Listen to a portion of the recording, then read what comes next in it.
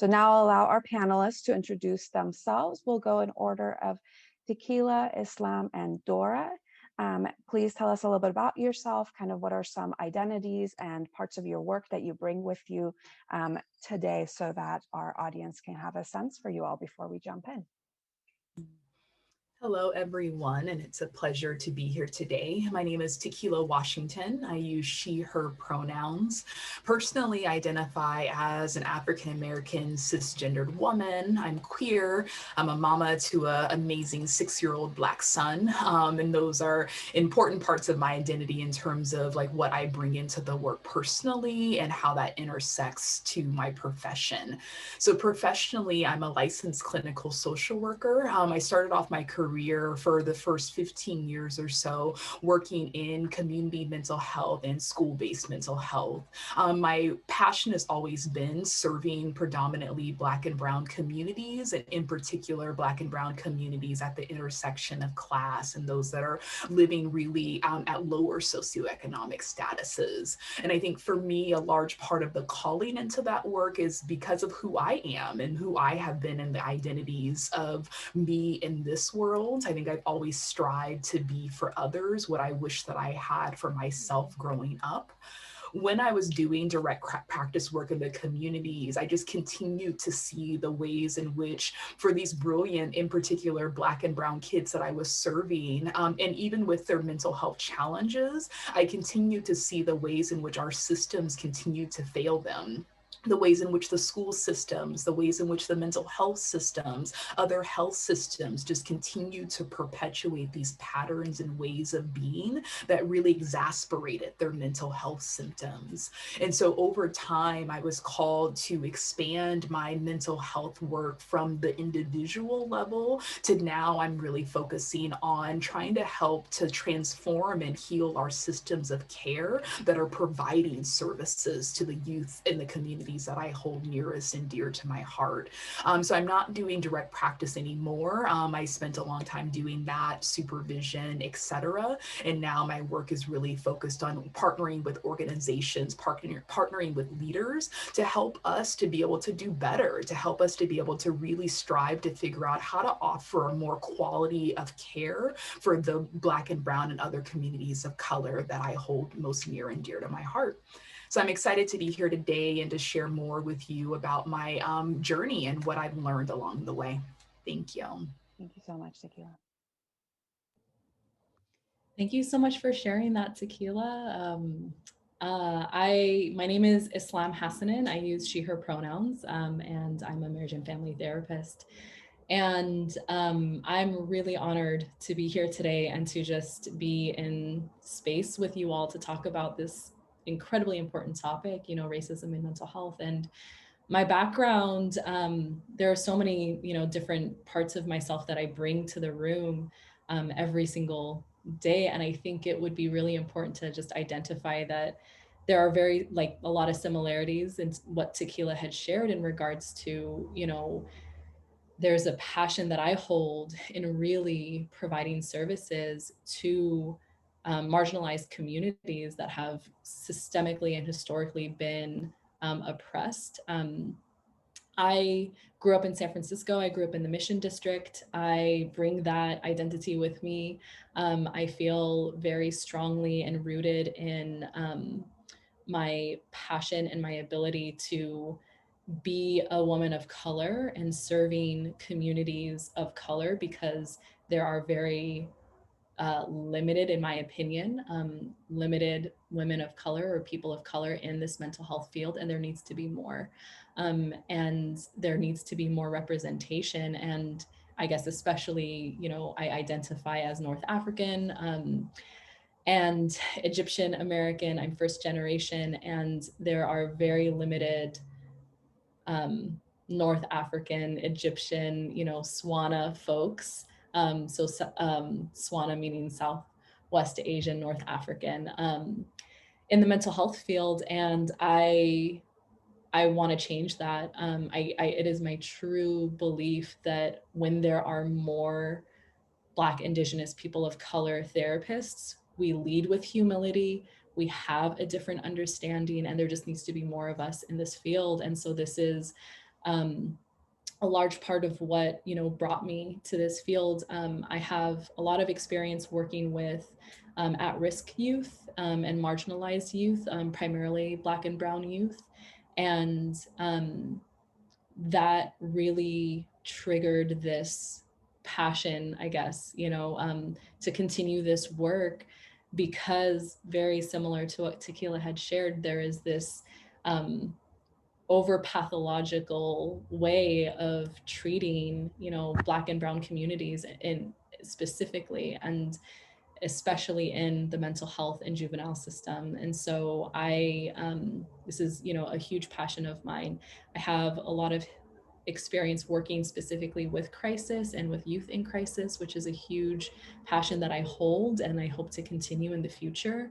And I think I'll stop there. I'm sure we'll be able to talk a little bit more, but I'm really honored to be here. I am excited. Thank you, Nargis, for, having all of us. And yeah, I'll pause for now. Thank you, Islam. Dora? Hi, everyone. Thank you for being here. And I feel really honored and glad to be here as well. Thank you, Nargis, for inviting me. I feel, same as Tequila and Islam shared, I feel this is a very, very important topic to discuss and to create a safe space for us to talk about this. So I am a LCSW in private practice. In my practice, I actually working mostly with immigrants and their families. And also I specialize in trauma, stress and anxiety, and also identity issues. So besides my clinical work, I also very interested in like how to raise more awareness in mental health field. So I have my own blog and also YouTube channels, both in Chinese. I wrote about like books. I published like 2 books in Chinese to talk about these issues in Chinese, because I think it's very important for people to know that, this is something that we can openly talk about. And on the more personal side, I was born and raised in China, and I actually came here in my early 20s to pursue an MSW degree here. So by saying that, I actually aware of how many privileges I have to be able to be here. I have the language skill, I have the education background, and also the financial support to allow me to be here. And even though during this like immigration process, I have encountered enormous difficulties. So this kind of helped me thinking that what if for people who don't have these resources, how difficult that will be for them to be in a foreign country, start new life for themselves and also for their families. So this really makes me thinking about the privileges and also the systemic oppression in every aspect in our lives. And in my clinical work, while working with these immigrants and their families, I constantly hearing the trauma that the immigration process left in them, very deep and daily trauma they're experiencing, and also this insecurity and confusion about the future.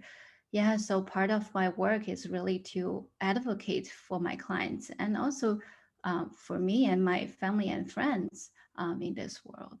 Yeah, so very, very happy to be here and looking forward to the discussion. Thank you so much, everyone. We are so thankful to you all for joining us today, and we're going to jump in with the questions. The first 2 questions I'm going to have all 3 of you comment on, because I think it's really important to hear all of your different perspectives. And so the first question is, there are some findings that indicate that as many as 50 to 70, that African Americans, Latinx, and Asian Americans receive treatment of mental health challenges at 50 to 70% lower rates than white Americans in this country. This is the result of failures on individual and systematic levels. What are some ways you see racism or racial bias impacting mental health services? And we'll go in reverse order. So we'll start with Dora, then Islam. Okay. Yeah, so definitely I think racism is a mental health issue because racism creates trauma in people, like I said before. So very naturally, we have this natural trauma reactions, right, daily. Like what I hear from my clients is like always feeling unsafe when they are interacting with this world. And especially after the pandemic, as we all know, the anti-Asian hate and also the xenophobia it have been growing very strong. So a lot of my clients and also myself are feeling more and more unsafe in our daily life. So not even saying my client, but just myself, like thinking about reaching out for help, that actually leaves a lot of questions for myself. Like, will that professional have any biases against immigration or Asian people? If they do, how will they react if they hear my accent and see my appearance?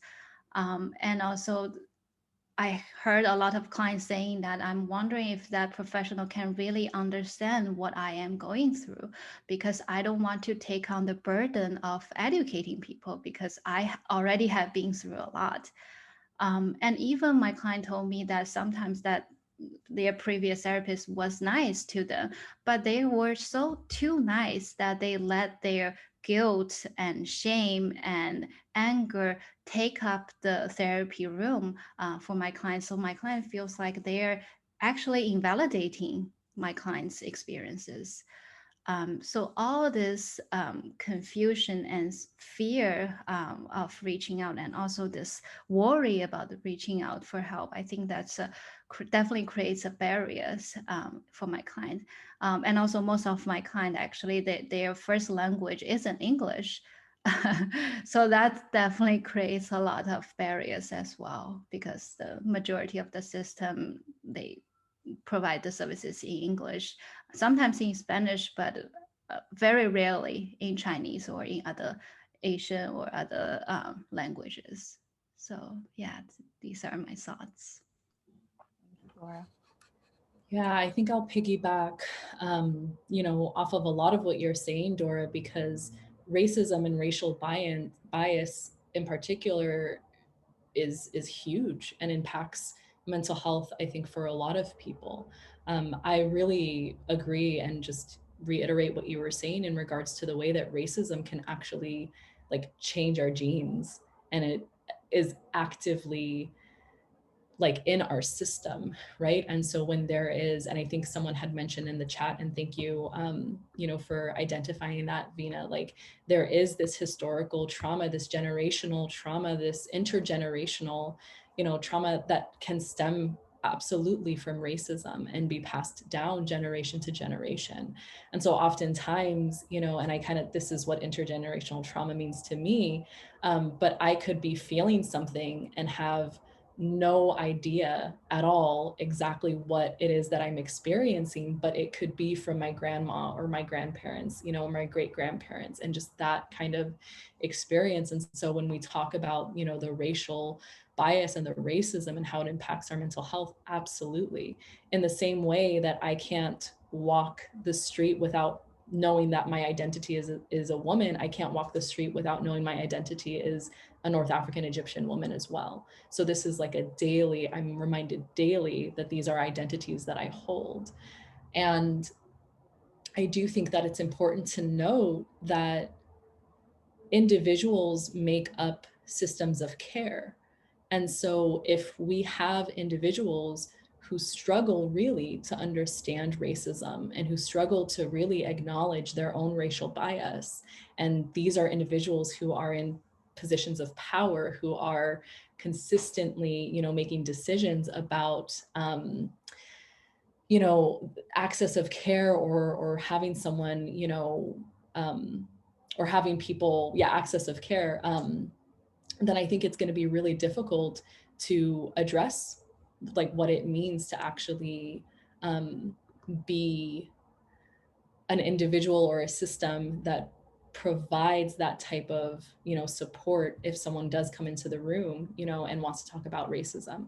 I think the piece that I'll also just kind of say and maybe end with is there needs to be institutional accountability. And this really kind of comes from this idea that, we have people who make our institutions, and that's really great, if me as a therapist or, someone as a therapist is tackling their own biases and their own racial biases, and in the room they're wanting to do things differently with a client. But if the institution itself is not also going to be accountable in tackling racism and racial bias that the institution perpetuates, then it really is a small feat and it's not really going to make a lot of impact. So I think that's the piece that I wanted to just kind of mention too. I appreciate that, Islam. I love all of the points that both of you are touching on, and I want to kind of take over from where you just left off to like look at the institutional pieces, but I want to also root that into kind of the historical perspective as well of mental health. I think it's important when we talk about racism and mental health that we also acknowledge the foundation of our mental health field, right? That like when the field of mental health was created, it was not created with someone that looked like me in mind, right? I was not on the top of the list when they were creating the theoretical orientations and the subsequent interventions that were designed to be in coordination with those orientations. And so what was founded as a system of mental health was really created for white folks, was really created for cisgender men, was really created for folks that had access in some ways. And that's like the roots of our field. And so when we're talking about providing services to a more diverse population, there is a huge level of adaptation. There's a huge level of relearning that we have to actually do as providers and as systems of care to be able to provide services that are going to actually be culturally congruent with the services that the folks that are actually needing in the community. And I think for some folks of color that are also coming from these communities, sometimes these ways of adapting can come easy for us, right? It's intuitive for us. But for those of us that aren't coming from the communities, there's a different way of relearning, of educating yourself, and of doing that deep learning that has to be done and integrated into the work that you're doing. And that doesn't come easy. And so when you all are talking about racial bias, it's a racial bias at that individual level, it's at the institutional level, but it's even embedded in our textbooks, right? It's embedded in what we're learning. It's embedded in the tests that we have to take to even become mental health professionals. And so it's that deep when we talk about the barriers to accessing mental health and who these services are created for and meant to be for historically, and how we have to radically change that in our current time and our current way of being. Yeah, I really appreciate you naming the education we all receive as almost like the place where racism in the field like becomes embedded in every person who wants to like formally join the mental health profession.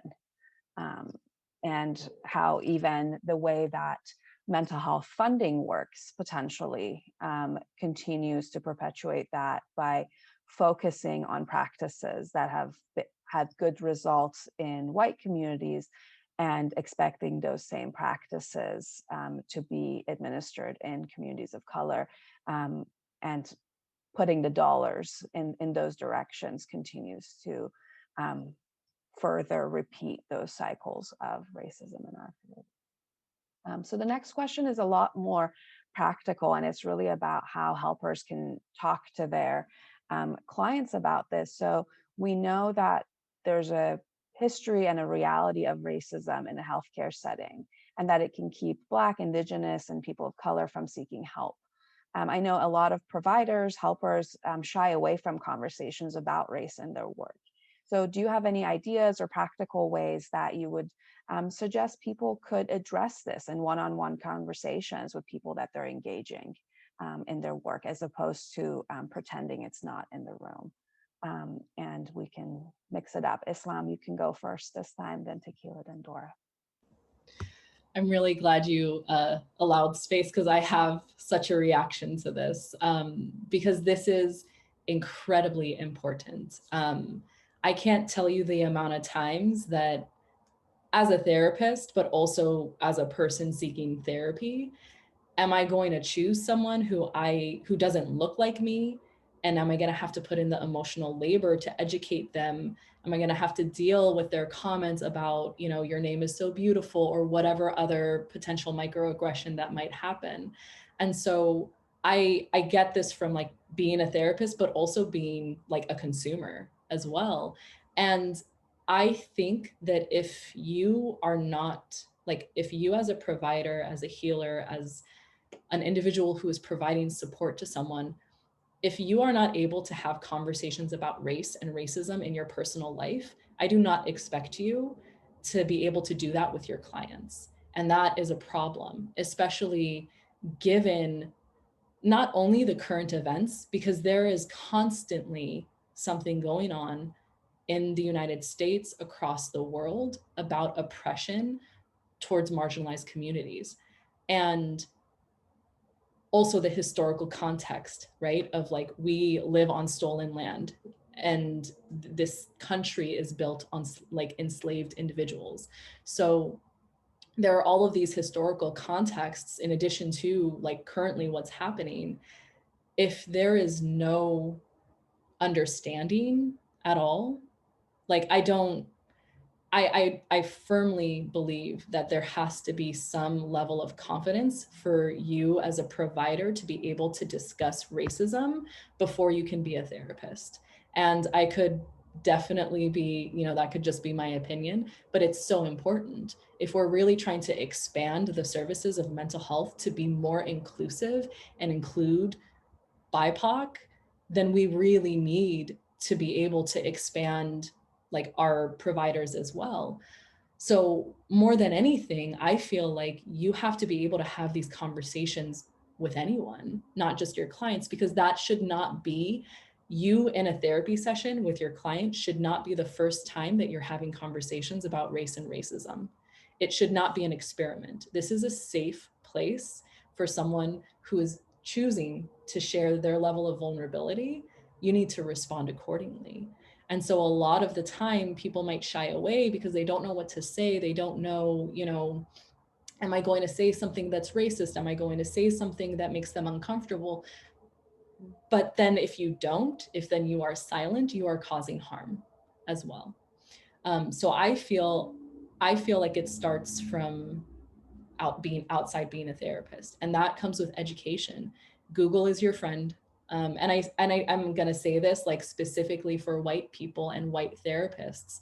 There has to be a level of responsibility in educating yourself and not relying on Black, Indigenous, people of color to do the work for you.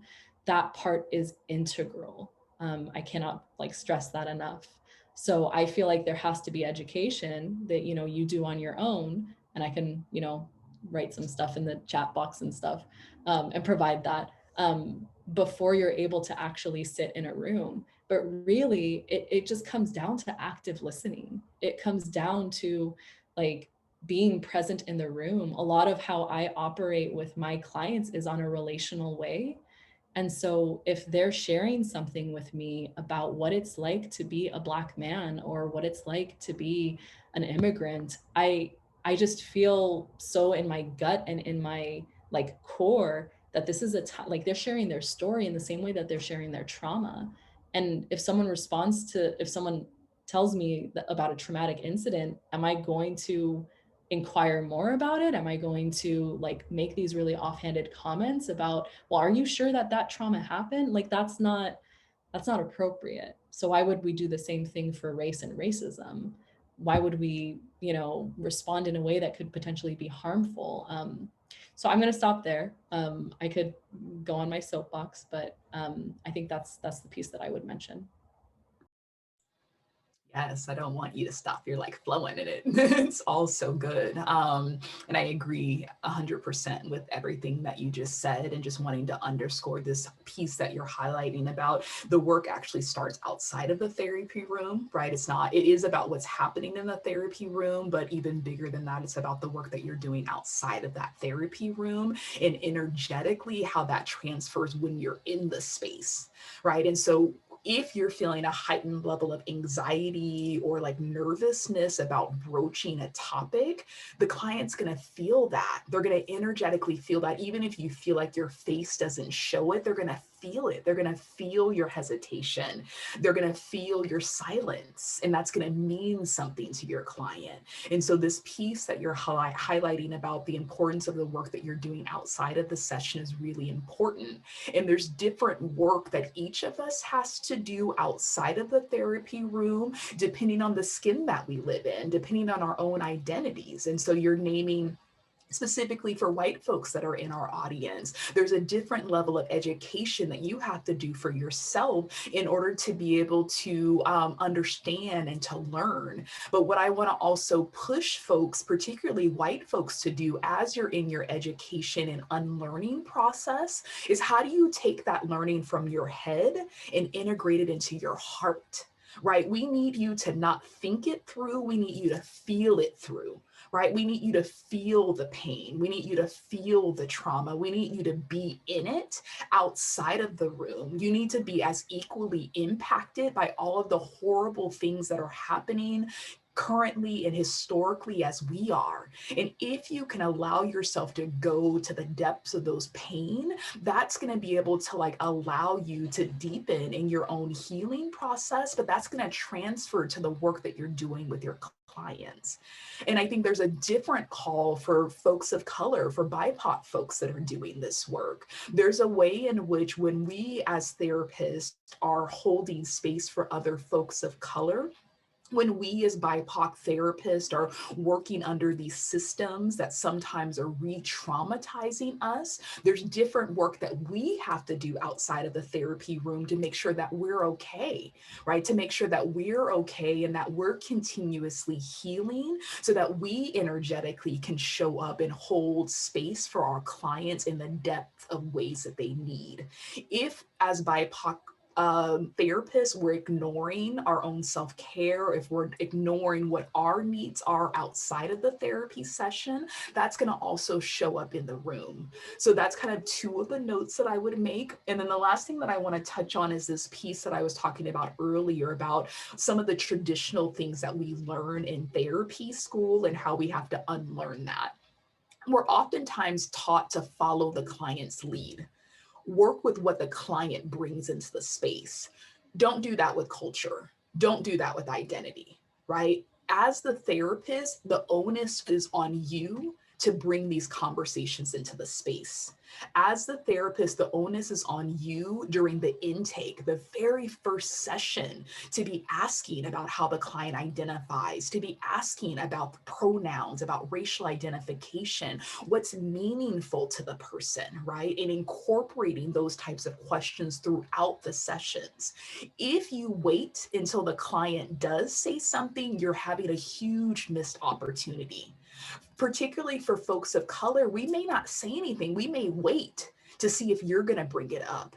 And part of that is because we're trying to see if this is a safe space. We're trying to see if you can hold this with us. And so some folks will bring it up on their own, but I invite you from the very first meeting to be thinking about whether the client is bringing it up or not. How do you ask curiosity questions as you're getting to know the client? That also includes getting to know who they are in their racial identities, but also their other identities as well. Wow. I am nodding like crazy hearing you too. Yeah, because I totally 100% agree with both of you.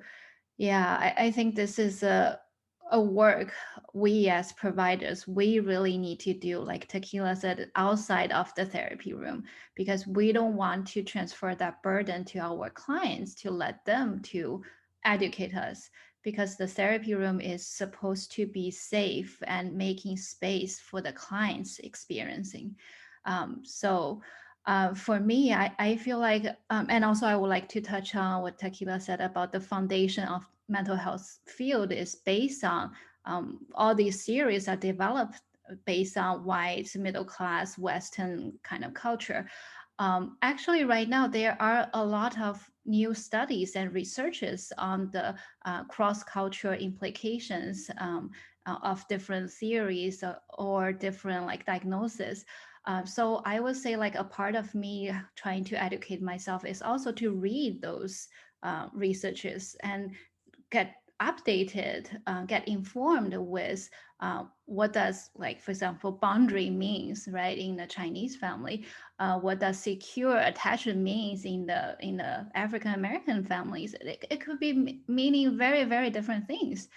And also, so that when I'm in the session with my client, I also trying to let my other parts kind of step aside a little bit, like my own feelings of guilt or shame or anger or hurt, step aside a little bit and leave the room really for my client, being genuinely curious what is going on for that client, for their family. And not every Chinese people are the same, not every Chinese family is the same. So I try not to let my assumptions or my eagerness to help to step into the way with the client. And also, I think there is also a very, very important point here for myself is that to know my own limitations.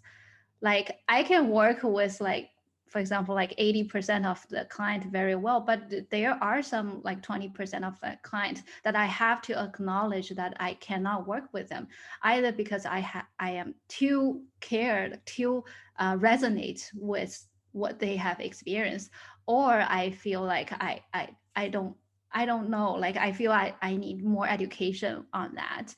So at those moments, I would make the decision like reach out to help for my supervision or my personal therapy. But if that still doesn't work, I feel okay, refer them out. Because yeah, that I think that also represent the cultural humility, right? You cannot understand every culture, every family, every individual. Knowing the limitations can also help your client to find who are more supportive and appropriate for their need at that time. Can I add something, Nargis? Is that Sure. okay? Yeah. Okay. I really appreciate you saying that, Dora. And I want to just reiterate that part about, and Tequila, you mentioned this too, like when we were in grad school, we are being taught all of these theories from, cis white older men, Freud, Jung, all of that. And then we have one class that's cross-cultural studies. And that could be like a degree. That is a degree. And I don't want to speak for both of you, but for me, in my studies, part of what we learned was, cross-cultural context or considerations for African American, Asian American, Latinx, LGBTQ. And that is within me feels really uncomfortable because there is not this cookie cutter approach of working with women, of working with African American people, of working with, North African, Egyptian, populations, whatever the case is. So that piece you mentioned about cultural humility, Dora, it's like right on point because I had in the chat had linked an article which is about cultural humility. And so for those who are listening, if you don't know what cultural humility is, please read that article. We are way past cultural competency at this point in our mental health career. We're more, well, we should be responding in a more culturally humble way, which involves so much more self-reflection, so much more curiosity, so much more accountability. And so I just really appreciate you saying that, Dora, and I just wanted to reiterate that piece. I hope that was okay. Of course. Yeah.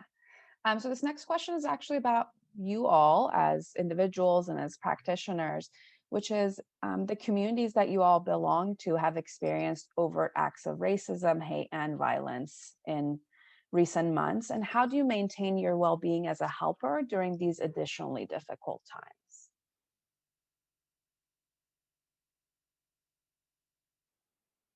Tequila, you're first, Dora second, and Islam third. Yeah, I have a lot of practices for myself. And for me, when I think about self care and when I teach about self care within the context of this, it's important that I name for myself and for others that the type of self care that we need to adopt is a regular daily practice or practices that are going to help to sustain us in this work. And particularly as a Black woman, particularly for other folks that identify as BIPOC, there is enough that's happening in the world around us. There's enough that are happening within the systems that we're working with. There's enough that we're holding in our client care that is enough to break our spirits. Right? It's like that heavy and that intense. And so when I talk about the self-care that's needed to sustain us in the longevity of our career, we have to have those practices that are going to help to lift our spirit, that's going to help us to be able to release some of the energy, some of the toxicity that we're constantly being bombarded with from all of the different layers and different ways that we're surrounded with. So for myself, I love joy practices. And so I believe that as a Black woman living in the society, there's so many ways in which the society doesn't actually want me to experience joy. I'm constantly being bombarded with trauma energy. And so I feel like even centering joy practices and giving myself permission to like center joy, right? To be able to center my own happiness, to be able to like limit my social media intake, watching the news, like having these practices that where I'm just like surrounding myself with positive people and laughing and just like seeing the gratitude and joy in life is like a practice in and of itself for me that's like energetically shifting for me. I love to run. I love to do yoga. I love more like meditative practices. I like to pull like oracle cards. I have a lot of different like combination of things that I do on a daily regular practice that I switch up as ways to be able to sustain myself in the work.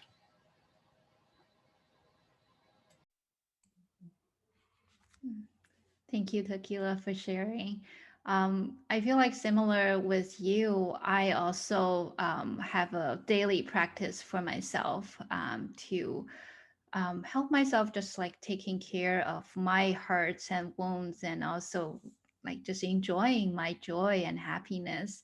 I'm a long time meditator. So meditation is very important in my daily life. And also I am a writer, not because I want to, also because of I want to raise the awareness in mental health, but also I just simply enjoy writing. Like every blog post on my blogs and on my YouTube channel, that's really what I want to say to the world. I think like expressing my true feelings and opinions, that really helps me as well. And also definitely I would think that the personal therapy for me is very, very important.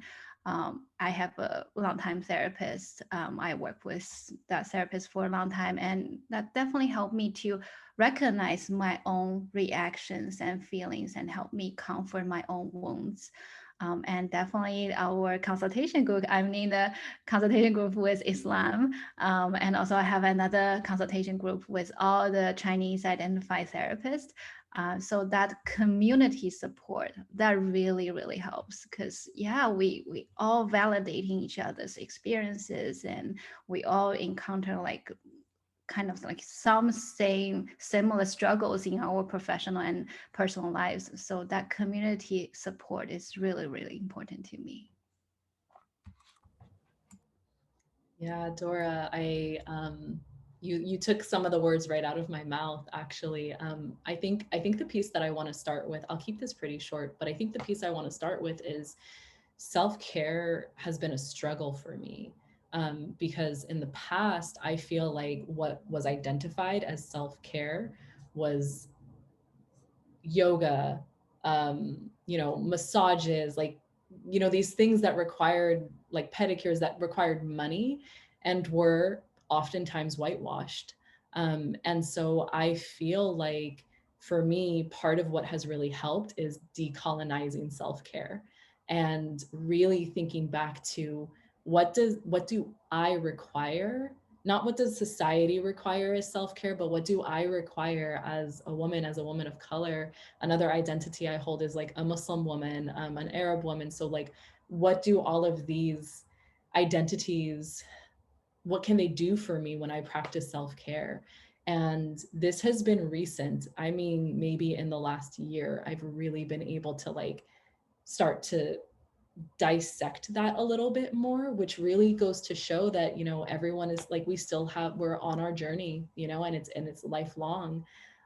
So I think decolonizing self-care is incredibly important, especially for therapists of color, because I don't think we're okay. I think that there's a lot of hate, and it gets to me. I know it gets to us, and I guess that part is important for me to just remember and identify. I think I share 100% what you were saying, Dora. Being in community is really important for me. I feel like when I'm able to be with other, you know, SWANA folks, especially they don't even have to be therapists, but just when I'm able to be in community, that provides me something that I really just can't get from anyone else, including other people of color. And there's no blame or anything. It's just, it's so visceral, it's so deep. And so that is indescribable, honestly. I think the part that feels so like nourishing for me is cooking and creating something with my hands, whether it is something that's from my culture or just a meal. I'm the type of person that has baked bread during the pandemic. So that has been really amazing, and just working with my hands.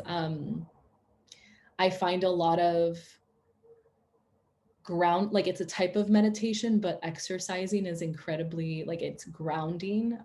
There's too much as therapists, you know, that we hold, but also as BIPOC therapists. And so I think for me, it just comes down to decolonizing wellness and decolonizing self-care. Thank you so much. If anyone wanted to ask a question of our panel, this is an opportunity. You can put a question in the chat and I'll try to pose it. For this next question, I'm going to kind of bring up two questions at once, and I'll let you all kind of grab the ones that speak to you, because I just asked you about your personal practice, but we also know that, like, to make this work sustainable, the systems within which we work are really important. So this kind of two questions are about, agencies talk a lot about how, like, they want to like recruit and retain helpers who belong to communities of color. But what does it take to really provide support for that diverse workforce? So if any of you kind of want to comment on what workplaces can do to really make this work sustainable for helpers to belong to different communities.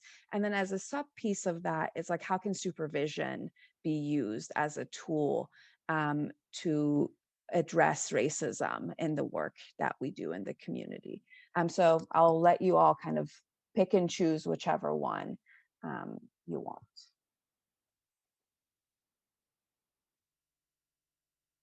For this last part, I'm going to let you all pick the order. I can start just because I don't, you know, I'm looking at time too. Yeah. I think I am a firm believer of there has to be representation, and I go back to institutional accountability. So if you are working at an agency, for example, that primarily supports marginalized communities, that primarily supports Asian Americans, Latinx population, whatever the case is, you have to have representation. So not just the people who work with those individuals, but on a managerial level, on executive director level, on like just the board of directors, even, there has to be this sense of institutional accountability amongst everyone, because how is the CEO going to really understand what, someone does in regards to case management, that works directly with, the person, if they're, a white man.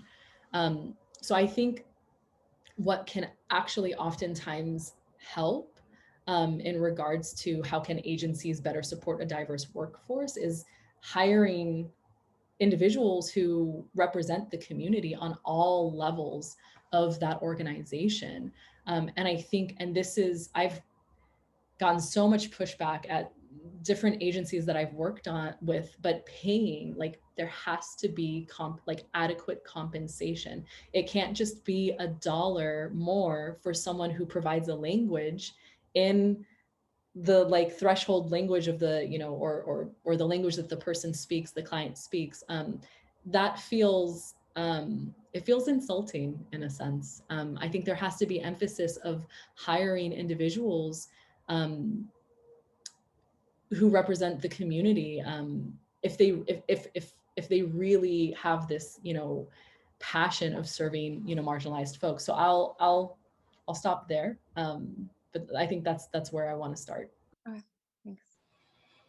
I would just add to that as well, is that sometimes organizations will focus in a lot on recruitment and diversifying recruitment, but then they forget about the retention piece and how to create a climate within their organization that's going to actually be conducive for folks of color wanting to stay there.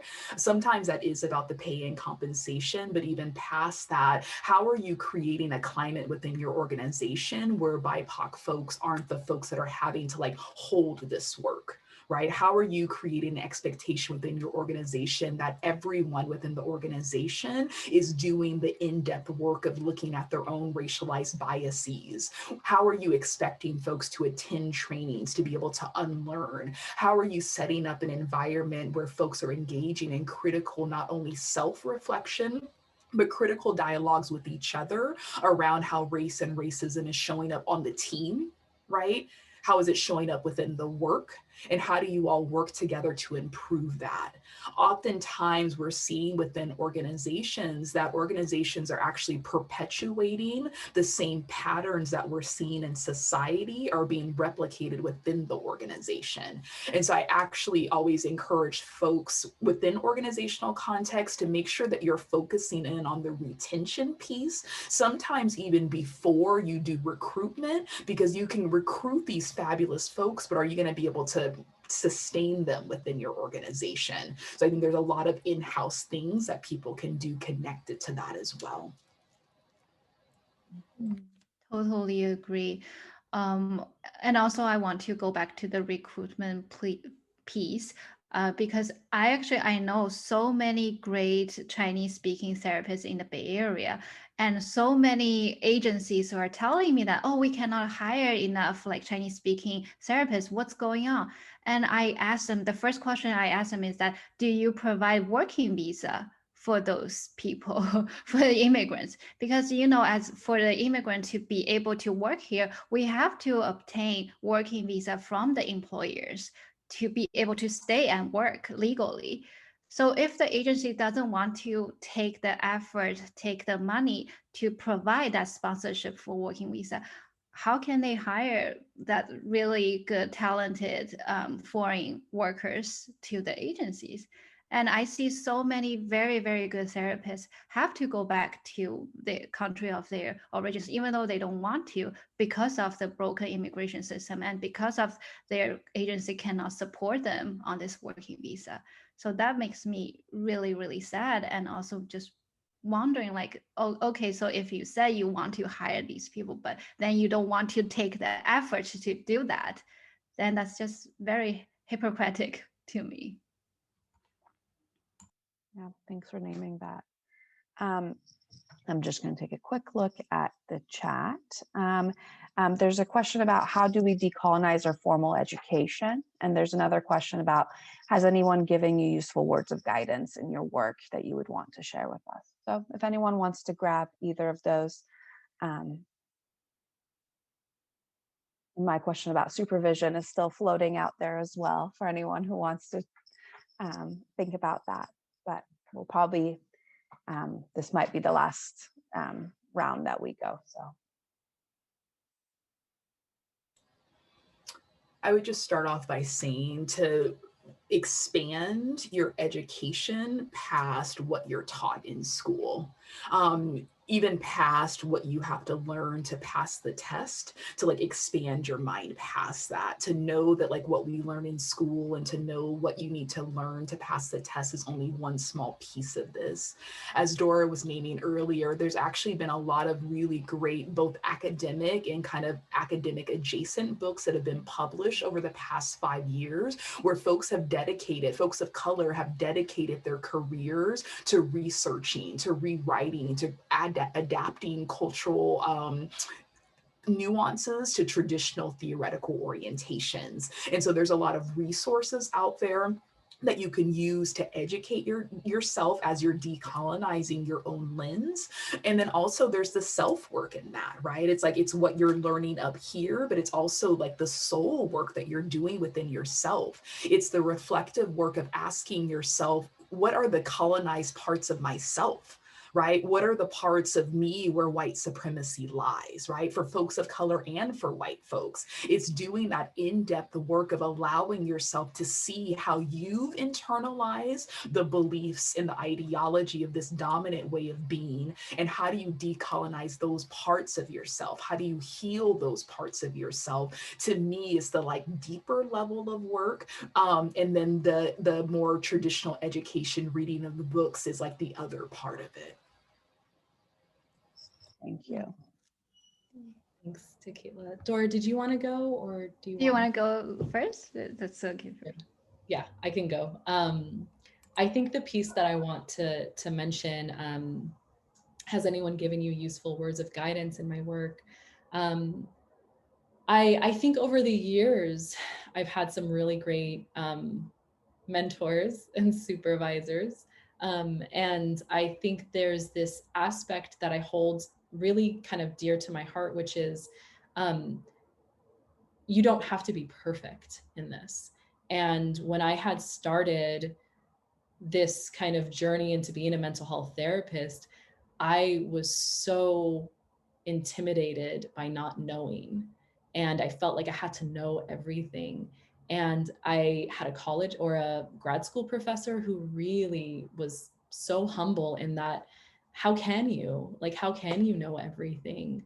And it's okay to actually not know everything. And I think that absolutely plays a part in racism, anything social justice, because we can't know 100% of everyone's experiences, but we can be curious, we can be kind, we can do the self-reflection and the self-work, we can have dedication to lifelong learning. So I think that piece of advice in regards to, you're not going to be perfect in this was really helpful for me to hear. And I think specifically in a therapeutic setting, the bus is always going to come back around. So if I miss an opportunity to ask about something that is racially motivated, or that is about someone's experience with racism, and I miss that, it's gonna come back around, and it's okay, but make sure that you don't miss it the next time. And then the third piece is consult, consult, consult. I cannot stress that enough. And I'm so grateful that I have heard that throughout my, time as a therapist. And I'm so grateful for the consultation group that I'm a part of with Dora, because it provides so much needed support. I think the piece that I also want to mention about the supervision piece, how do we kind of bring up conversations about racism in supervision? It's very similar to how to bring it up with your client. I feel like, though it is the supervisors and supervisees like shared responsibility, I think as a supervisor, if you're not feeling comfortable discussing racism, then that's a problem. It really is. And so if you get to a point where, whether or not it's the client, like it's the client issue where, your supervisee is saying, yeah, so, so-and-so, experienced this level of microaggression or racism or whatever, or that the supervisee themselves are experiencing racism. There has to be this openness of, let's talk about this. Let's just like put this out all on the table. There's something so special about that. Thank you. Dora, any final parting words for our Yeah, just very quick, echoing what Tequila and Islam shared. I think the very useful two words for me, one is humility and the other one is curiosity, both to yourself and also to your client. Thank you. I really want to appreciate our panel for joining us today, and all of you who took an hour out of your Friday to be with us and to think about this important topic. We will make the recording available. I know a couple people messaged me directly about that. So if you missed parts of it, or if you have colleagues who wish they could participate, you can always pass it on. Thanks, everyone. Take care, and thanks for being part of this work.